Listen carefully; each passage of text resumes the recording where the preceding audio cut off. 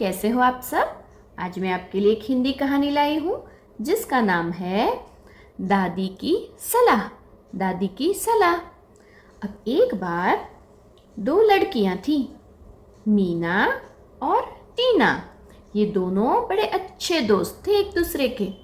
दोनों साथ में पढ़ते थे, एक ही क्लास में, एक ही वर्ग में। ठीक है, दोनों साथ में स्कूल जाते थे। ला ला ला ला ला, चलो स्कूल चलते हैं, जल्दी जल्दी चलते हैं। अब दोनों स्कूल साथ में पढ़ती थी, दोनों साथ में खाना भी खाती थी। अब एक दिन स्कूल में खाने का समय हो गया। अब दोनों अपने डिब्बे लेकर साथ में बैठे। टीना बोली, अरे मीना देखो मेरे डब्बे में रोटी सब्जी है, चलो चलो खाते हैं। और टीना ने भी अपना डब्बा खोला और बोली, अरे मीना मेरे डब्बे में भी फल है, चलो साथ में मिलके खाते हैं। फिर टीना और मीना साथ में खाना खाने बैठे। टीना ने अपना डब्बा पूरा ख़त्म कर दिया और मीना ने आधा छोड़ दिया। तो टीना बोली, अरे मीना तुमने ये कुछ फल क्यों छोड़ दिए? मीना बोली, बस मेरा पेट भर गया। अरे टीना मुझे अब नहीं खाना है, मैं अब इतने फल फेंक दूंगी, ठीक है, ताकि मम्मी मुझे डांटे नहीं। ऐसा बोल के मीना अपने डब्बे में बचे कुचे फल उसने अपने कचरे के डिब्बे में डाल दिए और फिर डब्बा बंद करके रख दिया। अब दोनों इसी तरह स्कूल से घर आ गए। अब दूसरे दिन भी मीना वही करती थी, खाना जो बचा कुचा होता है वो फेंक देती थी और खाना बचाती थी। वो रोज़ पूरा डब्बा ख़त्म नहीं करती थी। टीना उसे रोज़ बताती थी, अरे मीना ऐसे खाना मत फेंको, फिर से घर ले जाओ या तो तुम कम खाना लेके आओ। मीना बोलती थी, अरे इसमें कुछ नहीं है, थोड़ा सा तो बचा है, मैं हमेशा इसे फेंक देती हूँ। फिर एक दिन टीना ने ये बात अपनी दादी को बताई। तो दादी ने बोला, अरे टीना मेरे पास एक उपाय है मीना को समझाने के लिए कि खाना कभी फेंकना नहीं चाहिए। तुम ऐसा करो, उसे अपने घर खाने पे बुलाओ, ठीक है? टीना बोली, ठीक है दादी, मैं अभी बुला के लाती हूँ। और टीना भाग के गई मीना के घर और बोली, अरे मीना मीना आज मेरी दादी ने कुछ स्पेशल बनाया है, चलो तुम्हें भी मेरे घर खाना खाने आना है। और मीना खुश हो गई, अरे वाह टीना, चलो चलो मैं तुम्हारे साथ चलती हूँ। ला ला ला ला ला ला ला ला ला ला। दोनों घर पहुँच गए और दादी ने दोनों को खाना दिया। अब हमेशा की तरह टीना ने खाना पूरा ख़त्म किया, प्लेट एकदम साफ करी, डिश का पूरा खाना ख़त्म कर दिया।